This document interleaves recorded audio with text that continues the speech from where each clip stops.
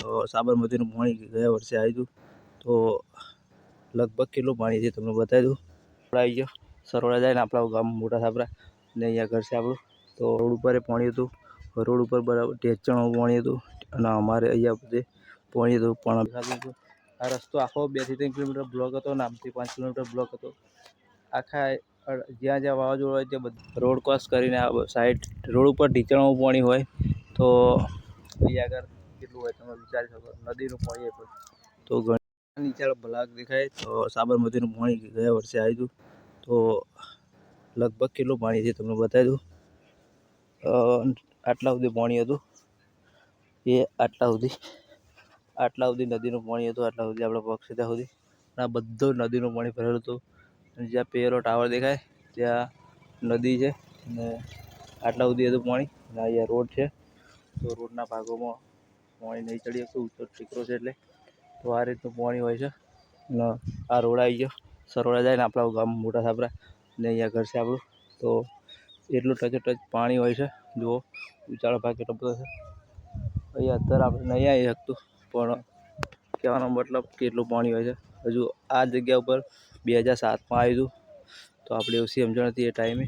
તો અત્યારે પોર આવ્યું હતું, પણ એ મેં જે બતાવ્યું એટલામાં આવ્યું હતું. તો જે ઝાડ તમને પડી ગયેલું દેખાય છે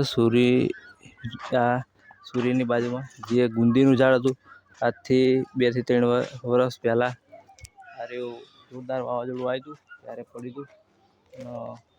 4 વર્ષ જેવું થયું લગભગ, ત્યારે આ ઝાડ પડી ગયું હતું. ગુંદીનું જો થળિયામ છે, હજુ હુકું બંધ થઈ ગયું પણ હજુ આપણે કાપ્યું નથી.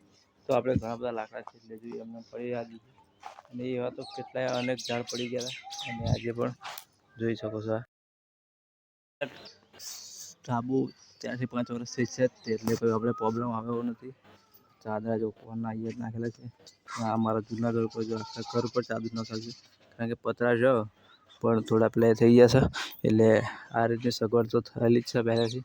ચાદરું આ રીતનું આખું એ ઘર ઉપર નાખેલું છે. તો ફાઇનલી વરસાદ એટલે પણ નહીં આવતો હોય કદાચ. વરસાદ જો બધું ના હોત તો જલ્દી વરસાદ આવી જાય છે. એવું ઘણીવાર બને છે, કોઈ સગવડ ના હોય તો વરસાદ જલ્દી આવી જાય, પણ આ બધી સગવડના લીધે આવતો નહીં. તો આવું બધું થાય છે. તો અમારા એ વખતેથી બહુ ઝાડ વાડે પણ ઘણા બધા પડી ગયા હતા, અહીંયા પણ ઘણા બધા પડી ગયા હતા. અને આ ઝાડ તમને હજુ બતાવી દઉં, એ હજુ એની સ્થિતિમાં છે, કારણ કે તે વખતે પડ્યું હતું અને અત્યારે પણ આ સ્થિતિમાં જ પડ્યું છે. હાલ સુકાઈ ગયું, બાકી ગુંદી છે ઝાડ જો એક જોડેથી બતાવી દઉં તમને. તો પડ્યું ભલે સુકાઈ ગયું પણ લીલું દેખાય છે. ગુંદીનું ઝાડ છે અને અત્યારે સુકાઈ ગયું, હાવ લાકડું થઈ ગયું.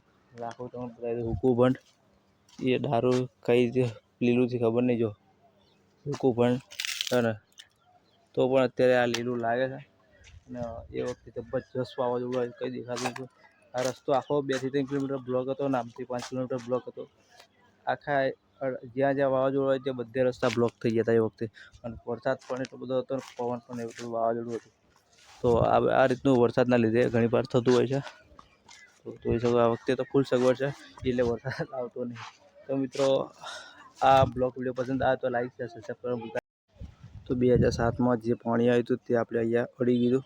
આ રોડ ઉપર પાણી હતું, રોડ ઉપર બરાબર ટેચણું પાણી હતું અને અમારે અહીંયા બધે પાણી હતું. પણ 2007માં અત્યારે ખાસા વર્ષ થયા, 15-17 વર્ષ થયા, ત્યારે પાણી આવ્યું હતું. અને આપણી સમજણ ત્યારે ઓછી હતી. તો એ બધે પાણી હતું, આ ખેતર સુધી રોડ ઉપર જ ખાલી એટલું પાણી હતું. અને અહીંયાથી બધા આપણે ત્યારે કાચા ઘરો હતા, અત્યારે ઢાબાવાળા ઘરો છે. તે સમયે ગામમાં આપણા માટીવાળા ઘરો હતા, ત્યાં જતા રહેતા. અને અહીંયા મોટા રહ્યા હતા ખાલી, બધા અમને બધા નાના હતા એટલે ત્યાં જતા રહેતા અમે બધા. એ ટાઈમે એટલું પાણી હતું. આ રોડ ક્રોસ કરીને આ સાઈડ રોડ ઉપર ઢીચણું પાણી હોય. તો અહીંયા આગળ કેટલું હોય તમે વિચારી શકો, નદીનું પાણી હોય. તો ઘણી ખાસું બધું પાણી હતું. ખાડો રિક્ષા પડી છે, લારી પડી છે, ત્યાંથી જોરદાર ખાડો ભરાય છે. અને વરસાદનું પાણી એટલું બધું ભરાય છે, વાત જ ના થાય. ઢીચણ ઉપર પાણી ભરાતું એના ખેતરમાંથી બધું પાણી એ ખાડામાં આવે છે. અને એથી રહીને પેલા ખેતરમાં રહીને નીચે જાય છે નદીના ભાગમાં. સાબરમતી પણ જોડે જ છે અને આ ખેતરમાં પણ ઘણું બધું પાણી ભરાય છે.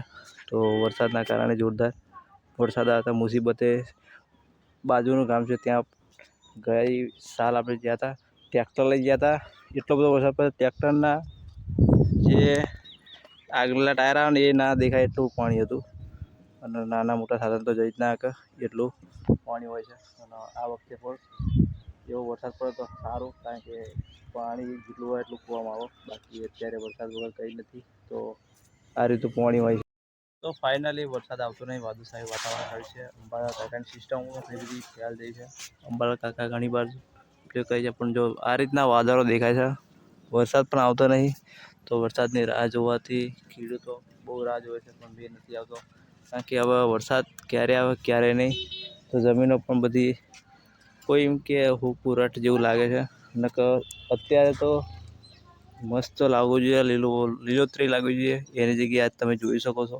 કેવું વાતાવરણ છે કેવો લુક છે પણ જો વરસાદ આવે તો લીલોતરી થાય ગાયો ભેંસો માટે ચરવાનું પણ થાય તો અત્યારે ગાયો ભેંસો માટે પણ બહુ ઓછું છે જો ભેંસોના માટે અત્યારે લીલોતરી ઘરે કર્યું હોય તો જાને એવું ઠીક બાકી લીલોતરી થતી નહીં તો આજે કઈ લોકેશન વાદળનું બદલાયું છે શું થાય છે સવાર રાતે ખબર પડે અમુક ટાઈમે આ ખાટલા લઈને નાહવું પડે છે અડધી રાતે સોટા કોઈક દિવસ 2 થી 3 વાર સોટા આવી જાય છે સોટા એટલે સામાન્ય સોટા તો આ ખાટલા લઈને રાતે અડધી રાતે નાહવું પડે છે તો આવી જાય તો આવી જાય બાકી નહીં આવતો એટલે વરસાદ ક્યારે આવશે કોઈને કંઈ ખબર નહીં પણ અત્યારે તો આપણે વાદળછાયું વાતાવરણ છે અને રાહ જોવે છે ખેડૂતોને બધા રાહ જોવે છે તડકાથી અને ગરમીની રાહત માટે અને ખેડૂતો ખાસ રાહ જોવે છે વરસાદની પણ આવતો તો મિત્રો આ બ્લોગ પસંદ આવે તો લાઈક છે સબસ્ક્રાઈબ કરવાનું ભૂલતા નહીં ફરી મળીએ નવા બ્લોગ સાથે નવા વિડીયો સાથે હાય કહી દે હાય કહી દે હાય કહી દે તો આપણો દિશુ છે હાય કહી દે હાય કે ને તો વિડીયો નહીં પેલો હાય નહીં કોણ દઉં આમ કે હા જય માતાજી ફરી મળીએ નવા બ્લોગ સાથે જય માતાજી